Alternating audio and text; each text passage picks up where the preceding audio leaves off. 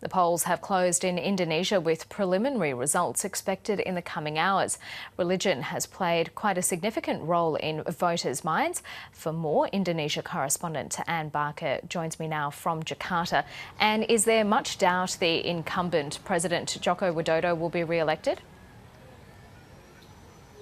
Karina, no. If you go on all the polls that we've seen in the last few days and weeks, the vast majority of them say that Jokowi will win and that he will win comfortably. Now, we actually do have some initial figures that have just come through from, it's what they call a very early figure, from about 52% of the vote, and it's been rung in from polling booths all over the country. I don't know how accurate these are for the whole vote, but based on that 52%, we're told that 55% roughly has gone to Jokowi or President Joko Widodo, and 43.64% has gone to Prabowo Subianto, his rival.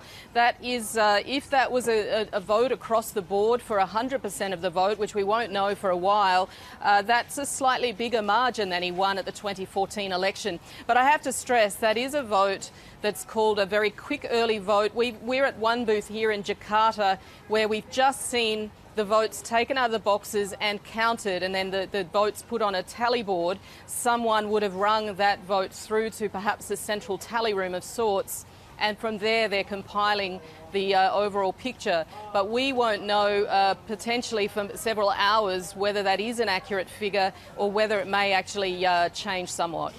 And this is, of course, wider than just the presidential contest. It's a huge logistical exercise, isn't it, with more than 245,000 candidates contesting some 20,000 seats. That's right. That's why this election has been so big, because for the first time they've combined the presidential election, the two chambers of the national parliament in Jakarta, plus the provincial governments around the country, and plus all the city districts. So there have been 5 ballot papers for most voters across the country. As you say, 245,000 candidates for 20,000 seats. They've had 800,000 polling booths across the country. And the logistics of getting the voting materials, the ballot papers, to far-flung corners of the country has been an absolutely mammoth task. They actually have used canoes, bikes, and on foot even on horseback in some areas. And in some areas where they've got a sparse population across several islands, they've apparently had speedboats set up as a mobile polling booth that can go between those islands more quickly. Remember that Indonesia has about 18,000 islands, about maybe half of them inhabited. So that alone makes it a logistical nightmare to ensure that as many people as possible can vote. And how was the poll run? We know that there is an investigation into vote rigging that may have taken place in Malaysia.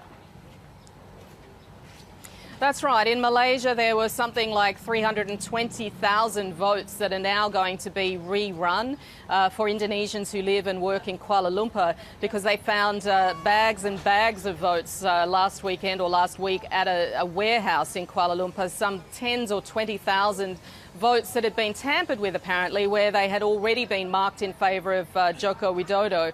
And there's still an investigation going on into that. A couple of Indonesian officials in Malaysia have been removed from the process on the grounds that they didn't carry out their duties appropriately. And certainly that is one incident where there's been allegations of tampering. Prabowo Subianto, the rival challenger, has also alleged that there are 17.5 million ghost names on the electoral roll, people who don't exist. He has flagged possible protests and even a legal challenge if he thinks there are, if there's proof of vote buying, vote rigging of any kind during or after the poll. And that was something he did at the last election, although he ultimately lost. Whether he will take that action again perhaps depends on, of course, whether he does lose, and if so, by what sort of margin. You took us through some of the preliminary results coming through. Just very quickly, Anne, when will we know the final result?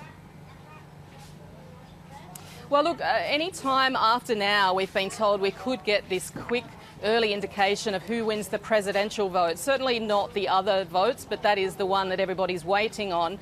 The final official results aren't due till May, but I think within the next few hours we would hope to get an idea of who's won the presidential election. Certainly if Joko Widodo wins by a strong margin, as these early figures suggest, then I think it's more likely that we will know by the end of today. Okay, Anne Barker reporting from Jakarta.